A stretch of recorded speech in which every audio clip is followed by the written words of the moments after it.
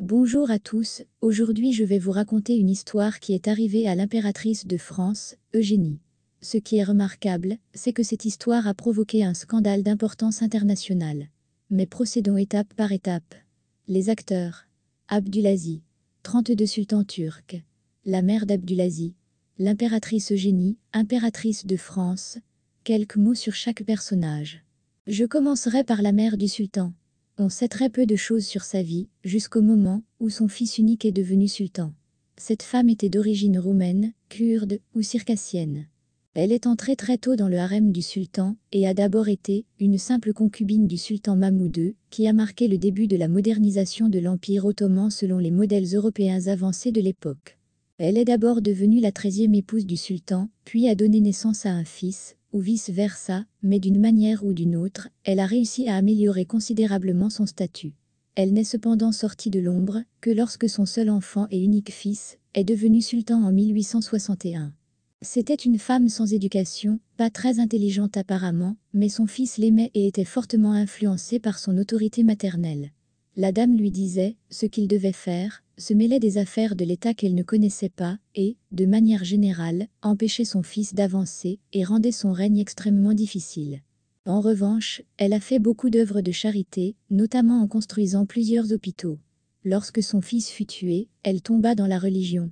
Un autre nouveau sultan, qu'il aimait depuis son enfance, compatissait beaucoup avec elle et, pour adoucir sa peine, lui confia une famille composée d'un militaire et de 2 douces petites filles. La sultane les aimait beaucoup et s'occupait d'elles toute la journée, les instruisant et les éduquant, se distrayant ainsi de son chagrin. Abdulaziz était, comme son père, un grand admirateur de l'Occident. Il y a même voyagé, visitant personnellement la France, l'Autriche et la Grande-Bretagne. C'est un homme de talent, un excellent compositeur de type européen. Il a construit une nouvelle marine pour l'Empire ottoman, et c'est sous sa direction que les chemins de fer sont apparus. Il a fait beaucoup de choses, mais il l'a fait de telle manière que l'économie du pays se dirigeait progressivement vers un effondrement total. Il y a donc eu un coup d'État et Abdulaziz a été déposé. 6 jours plus tard, alors qu'il était assigné à résidence dans l'un des palais, il a, selon la version officielle, demandé des ciseaux aux domestiques pour se tailler la barbe, mais au lieu de cela, il s'est coupé les veines des mains. Et il est mort. Cependant, il est à craindre qu'on l'ait aidé à mourir. Pour l'écarter complètement des jeux politiques. En fait, sa mère n'a jamais cru à son suicide. Parlons maintenant un peu d'Eugénia.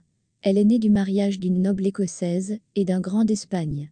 Athlétique, très jolie, énergique, elle rencontre le prince Louis-Napoléon, après qu'il soit devenu président de la Seconde République.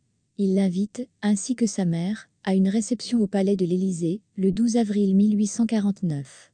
C'est d'ailleurs là qu'elles se sont vues pour la première fois. Napoléon tombe immédiatement amoureux et demande directement à la jeune fille où se trouve le chemin de son cœur. La jeune fille ne se laissa pas déconcerter et répondit que le chemin passait par la chapelle. Elle laissa entendre qu'elle acceptait de n'être qu'une épouse.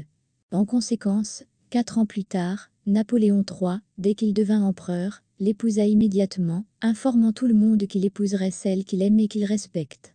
Il est clair que tous ses partisans n'ont pas été ravis de cette tournure, car ils s'attendaient à un mariage plus prometteur au sens dynastique du terme. C'est après le mariage que les choses les plus intéressantes ont commencé. Eugénie est dégoûtée par son mari et la naissance est très mal accueillie. Elle s'est donc contentée d'un seul fils, après quoi son mari a été contraint de courir les maîtresses. Mais elle a soutenu activement son travail, en tant qu'empereur. Elle était également une grande amatrice de mode, et a eu une influence considérable sur la mode de l'époque. Et puis il y a l'incident lui-même. Toutes trois se sont rencontrées en 1868, dans les appartements de la sultane. Eugénia a visité l'Empire ottoman et la sultane, dans un élan d'hospitalité, l'a emmenée faire connaissance avec sa mamie natale. Cependant, lorsque la mamanka vit dans le harem une femme vêtue de façon incompréhensible, et même main dans la main avec un homme, elle réagit de façon excessive et gifle à Eugénia, avant de lui donner un coup de poing dans l'estomac. Elle était offensée par l'apparence et le comportement inhabituel de l'impératrice. Les dames ont été séparées, mais le scandale a été fabuleux.